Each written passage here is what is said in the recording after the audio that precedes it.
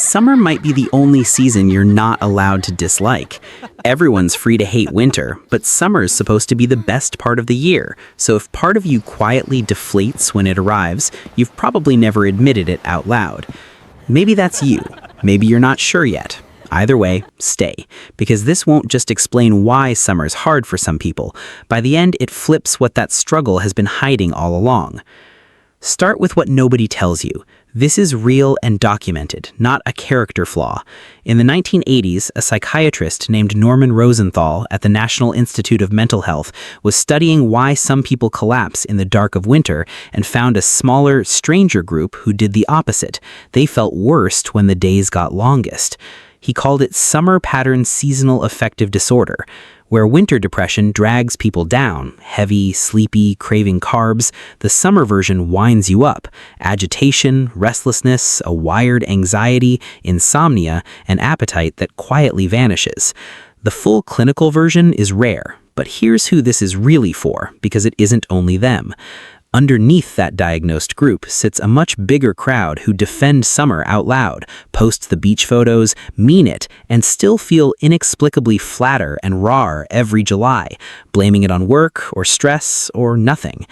If any of that flickered just now, keep going. You may be about to find something you've been misfiling for years. Now, the first mechanism, handed to you backwards, the finding before the reason. In the summer of 2016, a heat wave hit Boston, just as a Harvard researcher named Joseph Allen was studying two groups of students in dorms, one with air conditioning, one without. The ones in the hot rooms, young, healthy, no reason to struggle, came out over 13% slower on reaction tests and worse at simple math. Nothing was wrong with them, so where did a chunk of their thinking go? Their brains were running an engine in the heat, burning fuel to cool the body instead of powering thought. That's the summer fog, the sentence you read 3 times that won't stick. Not laziness, a body spending your mental budget on temperature control. And they barely noticed, so how much of being useless in August was ever really you? Heat doesn't stop at your thinking though, and this one you feel more than hear. Hottest afternoon of the year, someone's chewing too loudly, a car sits a beat too long at a green light, someone asks an ordinary question in an ordinary tone, and something in you flares, way out of proportion. A psychologist at Iowa State University named Craig Anderson spent decades on exactly this. He put people in uncomfortably hot rooms and had them judge how others were behaving, and they rated the same neutral moments as more hostile. The heat didn't just make them angrier, it changed what they saw, tinting ordinary faces with a threat that wasn't there. Now picture a crowded summer street where everyone's hot at once, all feeding on each other. That flash of temper isn't your character. Some of it is coming straight off the thermometer.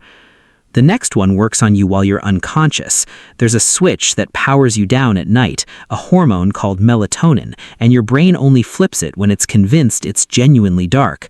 A sleep researcher at the University of Colorado named Kenneth Wright showed how tightly that's wired to light. He sent people camping, and within days, their clocks snapped into sync with the sun, melatonin rising right on time at dusk. Hold on to that, because it matters later. Darkness wasn't doing nothing for them, it was running the machinery that puts them to sleep. Now flip it into summer. The sun doesn't clock out until 9 or 10, so your brain keeps hunting for a darkness that never comes, and the wind-down signal arrives late and thin, if at all. You lie there wired at midnight, and it isn't because you're broken, it's still waiting for a night the season won't hand it, and weeks of shallow sleep fray everything downstream, your mood, your patience, your ability to cope with the rest of this. Here's one with nothing to do with heat. Summer is the season that asks for your clothes off. Shorts, swimsuits, bare skin, the body on display, whether it volunteered or not. For a lot of people, that switches on a program that runs all day. Part of your mind steps outside your body and watches it, like a camera you can't turn off. Two psychologists, Barbara Fredrickson and Tommyann Roberts, named it self-objectification and tied that constant self-monitoring to a steady drip of shame and anxiety, and strangely to feeling less of what your body's actually telling you. It began as research on women. The pressure has since spread to nearly everyone. So the beach that looks like freedom in the photos can feel from inside like a stage, half your attention off to the side, bracing for a verdict. That's not vanity, it's a nervous system that learned to expect an audience. And underneath it all sits the deepest factor, because it was never really about summer. It's about how your nervous system is built. Somewhere between 15 and 20% of people are what researchers call highly sensitive, a real measurable trait, first mapped by the psychologists Elaine and Arthur Aaron. Not fragile, not a disorder, your system simply takes in more and processes it more deeply. In one brain imaging study, a researcher named Bianca Acevedo found that in highly sensitive people, the insula, the region tracking your body, your surroundings, and other people's emotions at once, lit up more. Picture what summer pours into a system like that. Glare, heat on your skin, 100 overlapping conversations, the pressure to be out and up and social. For most people, a pleasant blur. For you, every channel cranked to maximum, no volume knob. Which sets up the question this whole video has been circling, and the answer isn't what you think. If your sensitivity is a constant, the same wiring in December as in July, then why does the same nervous system feel fine half the year and flooded the other half? Everyone assumes summer just shows up and does something to you. That's wrong, and seeing why changes everything you just heard. Here it is. This whole time you've pictured summer as something that attacks you, heat fogging your brain, light stealing your sleep, exposure flipping on the shame, noise flooding your senses. But run it the other way. Your sensitive nervous system didn't appear in June. It's there all year, needing more managing. So through fall, winter, and spring, something had to be keeping it steady. And something was. You just never saw it because it never announced itself. Look at what the cool months were quietly doing. Cold air kept that overheating engine idling so your thinking stayed clear. Long nights handed your brain the darkness it needed so you actually slept. Layers of clothing switched the display off so the self-watching camera went quiet. Shorter, emptier days lowered the volume of the world so an overloaded system got to rest. None of that was the absence of stress. It was treatment. Active, constant regulation arriving as weather instead of effort, which is exactly why you never noticed you were being held up. So here's the turn. Summer isn't adding a stressor, summer is taking the scaffolding away. Every study you just heard isn't summer attacking you, it's a support being pulled out from under you, one after another, all at once. The heat, the light, the exposure, the noise aren't new weapons. That's just what your nervous system looks like with all the quiet help stripped off. The discomfort was never summer breaking you. It's the first time all year you can feel how much you'd been carried. And that cracks open one last thing, the people who love summer. You've measured yourself against them and come up short. They're thriving while you're inside, drained. But they're not tougher. Their systems don't need the scaffolding, so they never felt it vanish. You two aren't even in the same season. They walked into a summer that costs them nothing, and you walked into one where the support quietly switched off. You were the only one sensitive enough to feel the bill come due.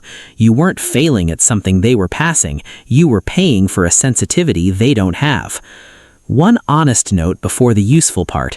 If what you feel each summer runs heavier than a slump, if it tips into something that frightens you or genuinely flattens your life, that isn't yours to white-knuckle alone. Talking to someone who does this for a living is a strong move, not a weak one. Which points straight at what to do, and it's not endure it. If the other seasons were scaffolding you never had to build, the move in summer is simple. Put it back up on purpose. Do by choice what winter used to do for free. First, cool, dark, and quiet aren't indulgences. They're you restoring the regulation the calendar used to hand you. A shaded room in the dead of the afternoon isn't hiding from life. It's rebuilding one beam of the support summer knocked out. Second, move what matters into your good hours. If the heat mugs your focus by midday, the sharp version of your mind is usually there early or once the sun drops. Do your real thinking then and let the blazing middle of the day be for nothing much. Third, guard your sleep like it's the whole game, because in summer it quietly is. Make your room darker than the season wants. Black out the windows, kill the screens, and a startling amount of the fog and the short fuse lift on their own. And fourth, read the discomfort as data, not defect. That jolt of too much is the same finely tuned antenna that makes you good at people, at art, at noticing what everyone else misses, telling you exactly what it needs less of. You don't dull the antenna, you aim it at the seasons, rooms, and work where it becomes the best thing about you. Before you go, I'm curious which one landed. Of everything we walked through, which mechanism felt like I'd been reading your mind? Tell me in the comments, and if this finally made the season make sense, subscribe and stick around for the next one, because the things you've spent your life apologizing for usually turn out to be the most interesting part of you.